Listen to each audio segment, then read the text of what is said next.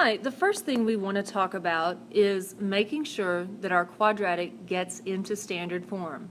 And how do we identify the a, b, and c correctly? The standard form says that a x squared plus bx plus c equals 0. We know that the coefficient of the x squared term has to be our a, so in this case it's 4. The coefficient of our 5x term, of our x term, you know we also call that our linear term, is our b. So that would be b equals 5. C is just our constant term, and by constant, I mean the number that doesn't have a variable attached to it. So C is going to be -3. It's easy to identify A, B, and C when we start with the equation in standard form, but let's look at a couple where they are not in standard form. Okay, here is an example of a quadratic that is not in standard form. Until we get it in standard form, we cannot find our A, B, and C.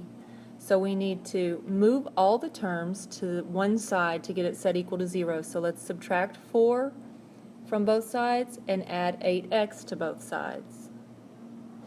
When we do that, we end up with 3x squared plus 7x minus 4 equals 0. And now it becomes easy to pick out our A, B, and C. A equals 3, B equals 7, C equals -4. Here's another one I want to look at.